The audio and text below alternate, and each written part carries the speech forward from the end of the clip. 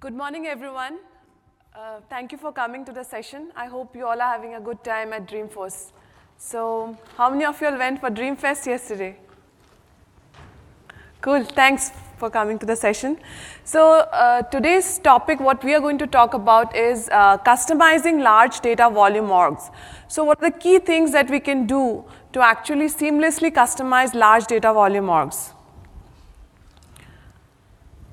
I'm Jeena Chetia. I'm founder director of Zenforce Solutions. So Zenforce is a Salesforce consulting firm based out of Pune, India. So we build end-to-end solutions on the Force.com platform, from custom implementations, applications, product development on the App Exchange. Okay, so we'll start with a quote. Tell me and I forget. Teach me and I may remember. Involve me and I learn. So let's try to make this an interactive session where we get to learn from each other. So the topics that I'm going to cover today is what are the challenges with large data volume. The 4 categories that we'll be covering are the design, development, testing, and best practices. So we'll see what are the key considerations or things that we need to keep in mind when we are customizing large data volume. And then we'll go through a quick few use cases to spot the problem. Okay, so how many of you know about large data volume? Anyone who have worked with large data volume? Good. Okay. Just for the ones who are new to large data volume, so basically it's a Salesforce environment or a Salesforce org where you're dealing with millions and billions of records. So when you try to customize these orgs, there are a lot of issues that come in. So as we all know, Salesforce is a multi-tenant architecture where resources are being shared. So Force.com closely monitors the code and limits the CPU time, limits the memory usage, limits the number of queries that you can make. So at the end, you result with a lot of governor limits. So these are some of the governor limits that you face when you are trying to do with large data volume. Or in fact, these are, normal governor limits too, like CPU time limit, API usage, query limit, data storage, data skew, heap size. Now, what should we do to avoid these limits, especially when we are talking about large data volume? So we'll start with design. As we all know, design is a building block for any application. So we have to build a design that is scalable. So in order to build a scalable design, the first thing is that we need to know the requirement for data. At times we go about building an application, and once it's done, then we realize, oh, now this is a large data volume. How do we handle? Will our solution or what we have built is scalable enough for the data? So it's very essential that we know the requirement for data. How much of operational data is required? At what volume the data is going to grow? And how much of data is actually required to be stored in Salesforce? Do we need to hard delete? Do we need to have an archival strategy? So these are the questions that we need to ask when we're designing or trying to build a solution. Now let's take the first one is the data model design, which is the core for any designing that we do. Let's take a use case. It's a university which is trying to capture or which is using the CRM to build to store the details of a student, of an instructor. They want to also capture the information of organizations that are affiliated to that university. At the same time, they would also like to capture the demographics, the phone, the email fields related to the student and their faculty. Now, what you are seeing is a normal RDBMS structure. Now, should we go with such a design when we're doing it in Salesforce? This is a highly normalized structure. But when we are doing it in Salesforce, we should go with a denormalized structure because it also allows you to save the data space, and at the same time, you are also able to query on the data faster with avoiding joins. So if you see here, so we have kept the student and the faculty information together. So it might happen that the student is also a faculty for one of the courses, be it a CE, for example, it's a CE department. So instead of keeping it in 2 separate records, we are actually combining and keeping it in one. So this actually takes only 1 record. So that's 2 KB of data that has been used. And also we can store the account or the organization information in the account table. Now let's take the next use case, which is indexing. So if you are aware of, Salesforce indexes its standard fields. Some of the fields like ID, name, foreign key fields, created last, your timestamp fields. So these are index fields. So what is the purpose or usage of index fields is that when you query on an index field, the query runs much faster. At the same time, Salesforce also allows you to create custom indexes. So we can put up a request to Salesforce to enable custom indexes on some of the fields which have been frequently used in any query. However, there are some key things that we need to keep in mind for indexes is they do not work on null values and non-deterministic formulas. You can custom index a formula field, but you'll have to keep in mind that it is a deterministic formula field. What do I mean by deterministic is that it is not returning you null, because null doesn't work for any index fields. So you can instead have a formula field wherein you check if it's null, it returns you either a blank or an NA. And although you're using a standard index in a query, but if the query is returning you more than 30% of the first million records or up to 1 million records when you're using standard indexes, then your indexing is not going to work. Similarly, for custom index, if your query is returning you more than 10% of the total records that is there or up to this limit that you're seeing, your indexing is not going to work. Salesforce also supports 2-column indexes where you can actually do your filtering in one and you can order by or group by another field. So this is another interesting feature from Salesforce. Next is skinny tables. So as the name suggests, skinny table means it's a small, thin table. For example, your account has got numerous number of fields, but you are actually using only a subset of fields for the query. Then you can raise a request to Salesforce to actually enable skinny tables for you. So some of the advantages of skinny tables is you can use it for millions of records. So basically you're just creating a subset of your entire big table into a small table, which is your skinny table, and it can contain up to 100 columns. So if you see, these are some of the supporting field types for skinny table. Next, what we're going to do is how do we consolidate objects and relationships? Okay, let's take an example again of the university. Now what they want to do is that they would also like to know which are the courses the student has enrolled for and what are the different departments they are there. So how would you go about designing it in normal RDBMS? Is you're going to have a department table, you're going to have a course table, then you'll have another table which is linking the department and course. So basically this is your entire structure in normal RDBMS. How do we go about in Salesforce? Any suggestions? Anyone?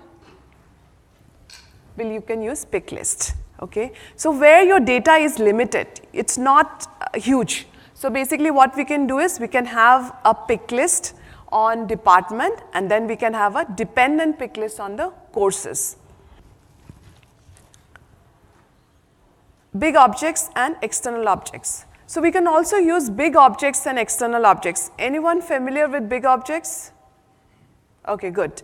So big objects is basically another feature from Salesforce which has been specially built to handle billions of records. So basically the data that is growing in those objects, you are actually, the performance in that is consistent no matter whatever your data volume is. Now big objects are two types of big objects which are there. One is the standard big object and custom big objects. So if you know, the field history that we have in Salesforce is actually a standard big object. Now you can also create custom big objects using metadata API. So you can create custom big objects and custom fields into those big objects. So it supports up to 100 objects, but it does not support any transaction. So you cannot have triggers, process, flows. Why? Because it has to be scalable. So it does not support any of these operations. Now there is also something called as external objects. So external objects are basically where you don't want to persist the data in Salesforce, in your Salesforce objects. So it can be some data that you don't require on a day-to-day basis, but when you are requesting it, you need it. So basically you have the data stored outside Salesforce, and you can use Salesforce Connect or File Connect to actually get in the data as and when you require. How do we optimize the performance of an LDV org? So first thing is a private OWD. So what it's going to do is that when you have a private OWD and you run a query, it's going to limit the number of records that has been returned. You can defer sharing calculations. So as an admin, you can defer the sharing calculations and resume during the non-peak hours. Hard delete data. Don't keep data in recycle bin if it is not required. Go ahead and hard delete data using the APIs. And another feature from Salesforce is divisions. So divisions, what it does, you can put up a request to Salesforce. So this is more like when you have a global rollout and you're using Salesforce across various regions, what you can do is you can actually request Salesforce to partition the data based on regions. Now let's look, so those were the design considerations that we looked into. How do we design a data model? How do we index? Do we need to go for a skinny table? So now let's look into development considerations. What are the things that we need to do as a developer when you're trying to build a solution? First thing is run asynchronous process. So by asynchronous process, I mean batches, or something that is not synchronous, where you don't want data at real time. Let's take this example. Okay, I would like to have a roll-up summary values on opportunity based on some payment records, and at the same time I want to create child opportunity records based on some business logic that you have. What do we do? So we can have a trigger, right, which will go and create the child objects, and we can have a batch class, or we can have a roll-up summary and a trigger. So since you need the roll-up summary. What should we go for? The batch class. If it is not real time. So if you do not want something to happen at real time and it can still wait, you should go with an asynchronous process. Now let's say you have an asynchronous process. Everything fine, no synchronization, so no synchronized process or triggers or process builder, you have written a batch. Now, is that all? Will that work? Sometimes it doesn't. So even if you have a batch class, it might not work. So let's take this example, okay? There is a single stream of data that has been fed into Salesforce. Now that single stream of data or a batch upload has to be actually fed into 15 different objects. Now, when you're feeding data into 15 different objects, what happened is that you ran into all possible governor limits. CPU time limit, heap size, row lock, and actually you could not run with more than a scope of 1. So actually 25K records took 7 days to process. And why? Because you also have a lot of triggers that are there on those objects. Now what can we do to avoid these issues? One is, we should break down the single batch process into multiple batch processes. Now, you can have independent batch jobs run in parallel. So what can speed up the performance is that if there are jobs that can run in parallel, schedule them in parallel. So that is going to speed up your performance. Dependent object. If there is any dependent object, execute it at the end. Okay? And then, if possible, the trigger logic, incorporate that in the batch. And then, this is a real-time example. This is a real example that I'm showing you what we did for one of our customers. So we actually processed 25K records in less than 19 hours using this. So we also used an event-driven architecture also, a framework also to actually put these batches in parallel along with these steps. Next is avoid too many triggers and process builders. One trigger, one object. We have to follow this best practice. Now, how do we go about is we're going to touch a bit later on how can you design one trigger, one object. Now, you also should avoid having both trigger and process builder. It might happen that you also have a trigger and then you also have a process builder. If you are already having a trigger, put that in the trigger. Or if you want to do it in the process builder, do it. But avoid having both. And in case there is a batch process and you can want to run it asynchronously, incorporate that logic in the batch process, because triggers and process builders actually slow down the performance. Okay, now SOQL and SOSL. So we have to clearly understand when to use SOQL and when to use SOSL. So SOQL is used when you know the object that you are querying into. So it's a single object or any related object that you are querying into. You can run aggregate queries and you can retrieve data from number date. And also there is another new feature from Salesforce which is called as an async SOQL. So that allows you to run SOQL in an asynchronous mode.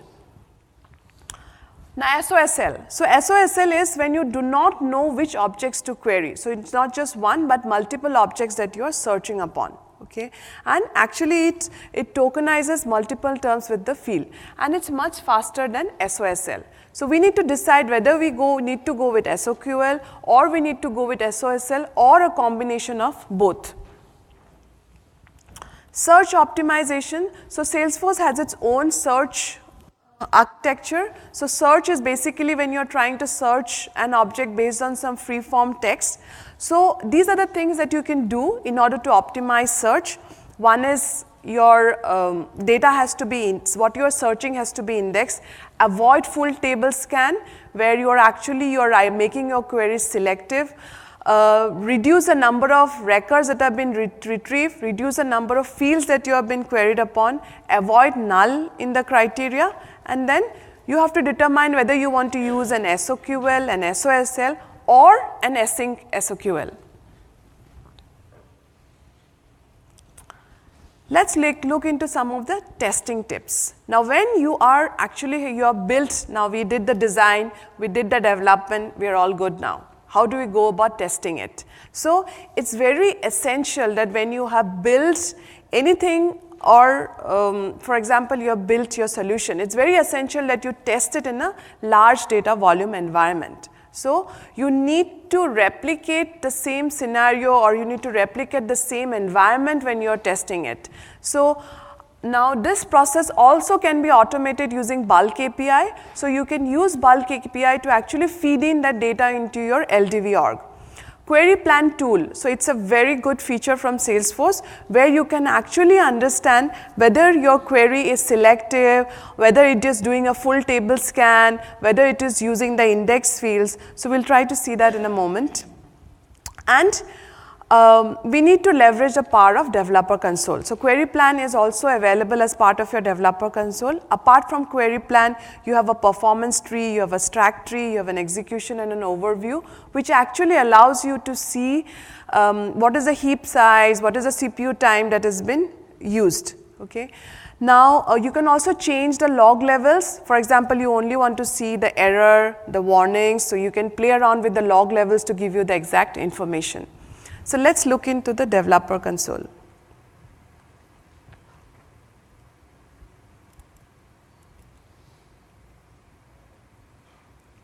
So this is your developer console, and if you want to use the query plan, what you should do is that you should go to preferences.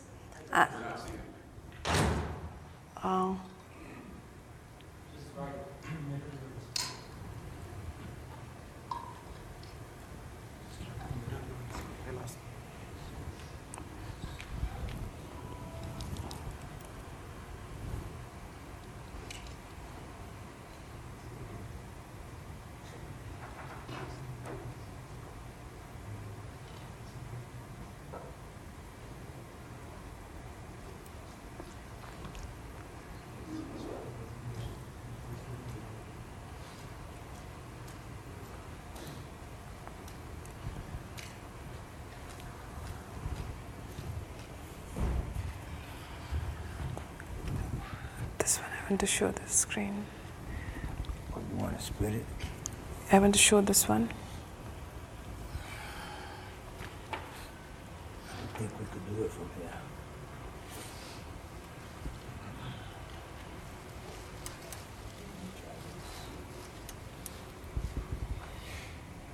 Doesn't work?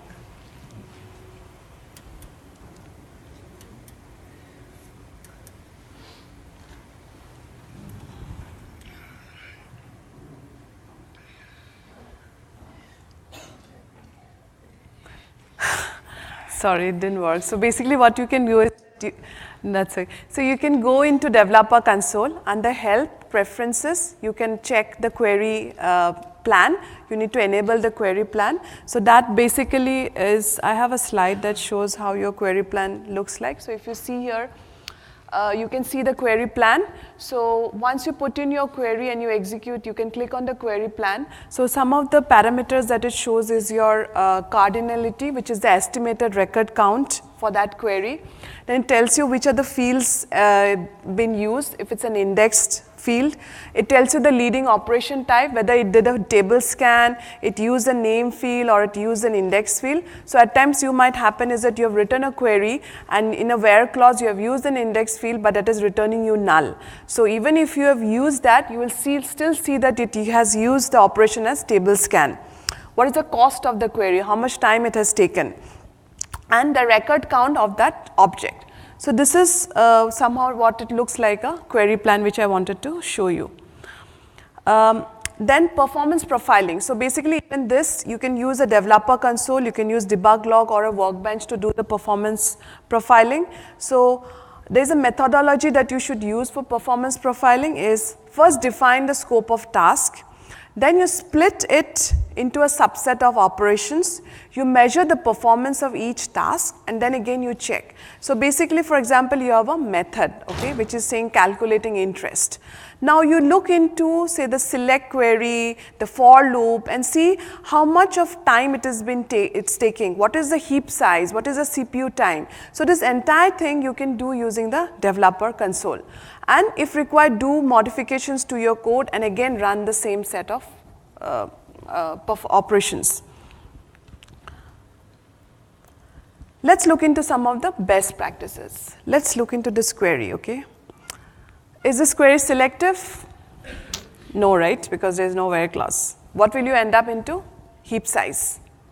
What should we do? We can use a SQL for loop. So SQL for loop has got two things. One, it returns you a single object, or it returns you a list of objects. Now example, you want to perform a DML on a list of records. So what you should do is you should use the second option for it. What are the advantages? It does an efficient chunking. So you can process one record or you can process 200 records with the second example. However, aggregate queries are not, it does not support because it uses the query more method.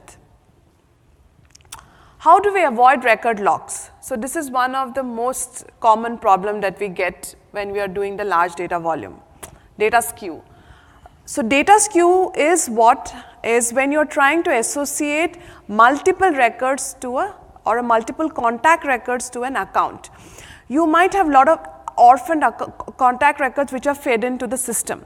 So then what you try to do is you try to associate with a single account. Now if that count of contact records exceeds 10K, then you're going to end up in a skew, which is going to affect your performance. So you should distribute the association.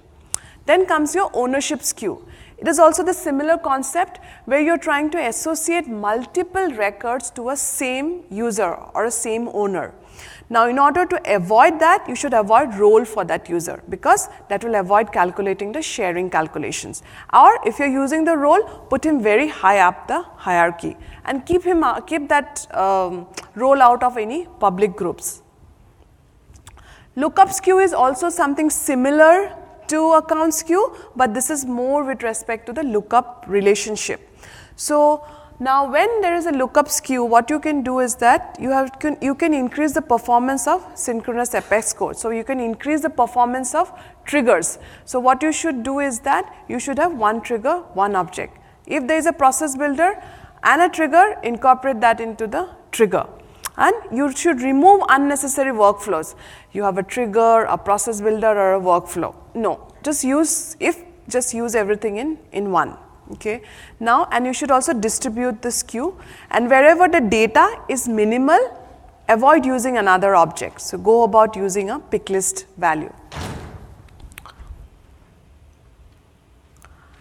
Okay.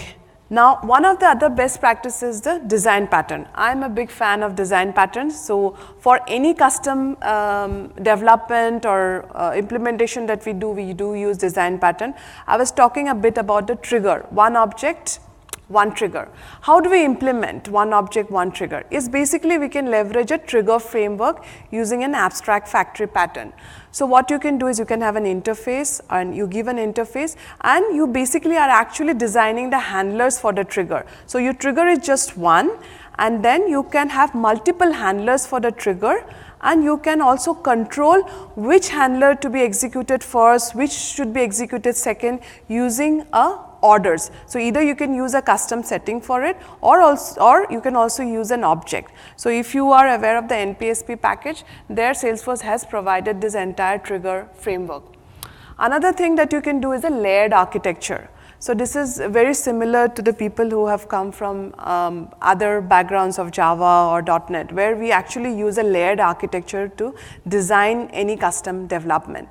So there is a very good enterprise design pattern as separation of concern by Andrew Fawcett from Financial Force. So there actually we are dividing it into multiple layers. So you have a selector layer for queries, you have a domain layer where actually you are doing modifications to your data, and then you have a service layer where you run the business logic. So when you are doing very big custom implementations, it's good if you can separate it into various layers. Along with the layer, use the patterns, the different, say you're using an abstraction or you're using a factory pattern. So this actually allows you to actually debug or look or even scale that implementation. Okay, so these are some of the helpful tips, like you can keep searches specific. You can use order by or a limit for non-selective queries. You can reduce the number of records that have been there.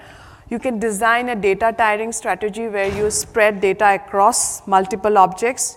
If you can design an archival strategy, because if it's billions and millions of records, you know the data space that you get is limited on the number of users.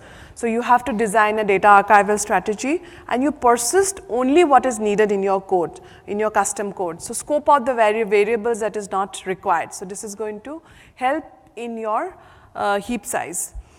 Also hard delete for large data volume using bulk API. Now let's go through few use cases. So these are something that I've already touched. Maybe you can just prompt for the answers. Okay, let's look into this. So the customer needs to allow null values in the queries. Status is an index column, but is the above query approach correct? Will indexing work for null values? No. Right? So what can we do is, as I said, we can have a formula field, which tells you that if it is blank, if it is null, then you assign something as blank. So this will actually, if you do this, then the entire table scan will not happen, but an indexing is going to work. Okay. Now this is another query. We know that created date is an index field. Okay. However, this query performed very poorly. Why? Because created date is a standard index field, and the number of data or the number of records that has been returned from this query is actually up to 1 million. So as we all know, indexing is not going to work. So what can we do? We can use an order by and a limit. So basically we can use an order by created date and limit. So this is going to limit the number of data or records that have been returned from the query.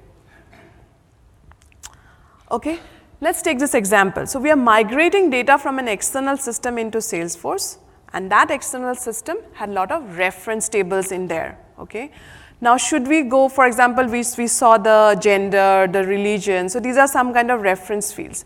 Should we replicate the reference fields in Salesforce? No, right? We can go about using picklist fields. Now, we looked into this query, right? So what is wrong with this query? It's non-selective, right? So we can go about using a for SOQL for this. Okay, so this brings me to the end of the session.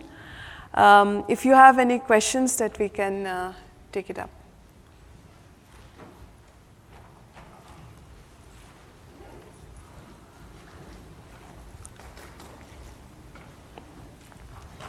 So I have a question on indexes. Yes. How do you figure out which ones you would ask Salesforce to create for you? Because it almost feels, in a way, like trial and error. Yeah, so basically that's where you have to see what you're trying to build. So that again depends. You have to do an analysis on what is my requirement, which are the fields that I'm going to query most. Okay, so then you have to ask Salesforce. So it's all dependent upon what you want to do using that application. At times you might not know at the very end, very beginning when you're trying to do it, but let's say we have the account field, okay, and we are trying to use the hierarchy field quite often to determine the entire which are the accounts that fall under the hierarchy of child, or you might have some custom field values. So then you can request Salesforce that this is a most queried field in my query, and I would like to make it a custom index it. Okay. Anyone, any other questions?